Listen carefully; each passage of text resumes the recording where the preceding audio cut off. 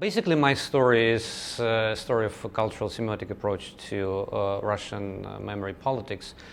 And as any possible research in this field, it starts with a number of why questions, which I have in mind when I started doing some stuff on that. And one of the first why questions is why Russian memory politics is so open to reproduce Soviet experiences, past experiences of the Soviet Union, taking into account that, well, the Soviet Union collapsed 25 years ago. We know all about that. So what stands behind this resilience of Soviet practices that are recycled in today's Russia? And of course, this is not only political, there is not only political dimension in this resilience. There is a very strong cultural background, a cultural layer, which is exemplified by different forms of cultural production, including cultural genres, such as, for example, entertainment industry, mass media, movies, etc. So that's one of the questions which I try to unpack. Again, trying to establish a kind of correlation between political discourse, the hegemonic political discourse in Russia, and a variety of forms of cultural production. One more question is, to what extent Russian memory politics is, especially as soon as it comes to the Soviet past, the Soviet history, how it's different from European, let's say, European memory politics? My answer is that it is very different, because for many European countries, the events of 89-91 are constitutive events that divide the European history into what used to be before, it's ideological confrontation, Cold War, and what happened after, kind of an attempt to build a different Europe based on different grounds. In the case of Russia, this memory politics looks very, very different.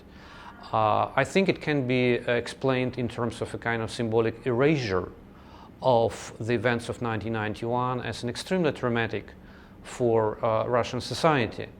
Okay, we do know that it was a political and cultural trauma for Russian society. The interesting thing is, again, what stands behind this traumatic experience and why this traumatic experience was so strong in Russia as opposed to almost all other post-Soviet countries. What is peculiar in Russian experiences of dealing with its past. And comparing Russia with most of post-Soviet countries, of course, I can say that differences are huge.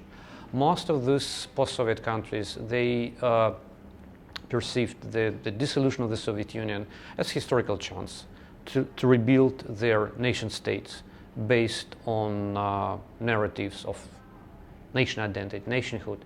This is not the case of Russia. Russia does not develop a classical model of nation state. It's something different. And again, for researchers, I think it's an interesting research question. What kind of identity Russia tries to produce, including using these cultural forms, to answer a very simple question, a seemingly simple question: what is today's Russia about? If it's not nation state, okay, what is Russia? Is it a new edition of imperial identity? It's a second edition of the Soviet Union, and is it a neo-Soviet project? Is it state civilization with Eurasian, strong Eurasian accents? Is it something like the Russian world, famous Русский мир, El Mundo Ruso? Is it something else, Holy Russia, for example, with a very strong religious background? I think all these options are still open for debate, and this is what kind of actualizes this, attention to memory politics in Russia.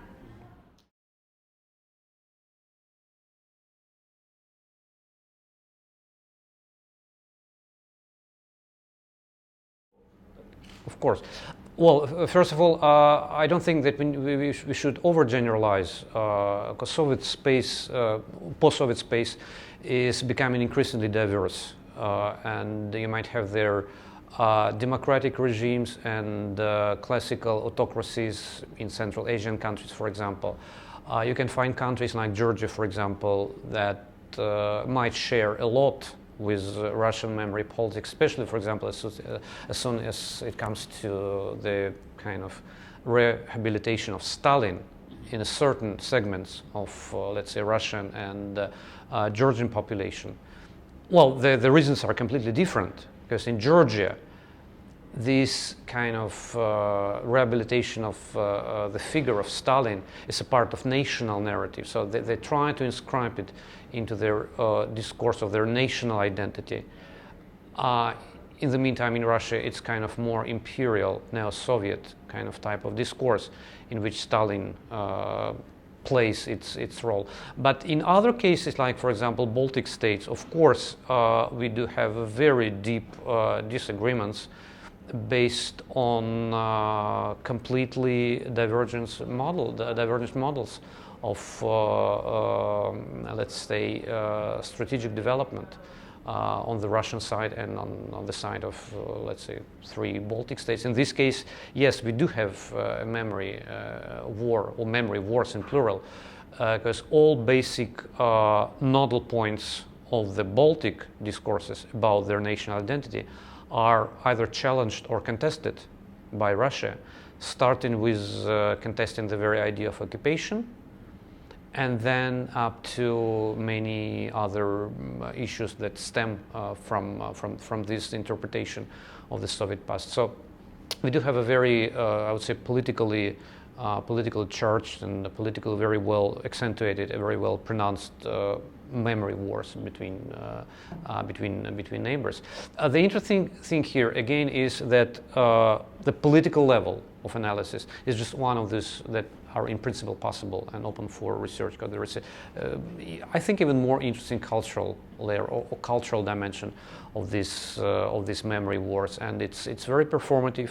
It's based on different imageries, different discourses, and in my view, they are very important element of our understanding of how Russia tries to construct its own identity, unless we would like just to reduce identity to political discourses. I think it's much more. That's why I think that such a discipline as cultural semiotics has to be used for unpacking and for unveiling many issues which are just invisible from, let's say, traditional political science perspective. I think this is important.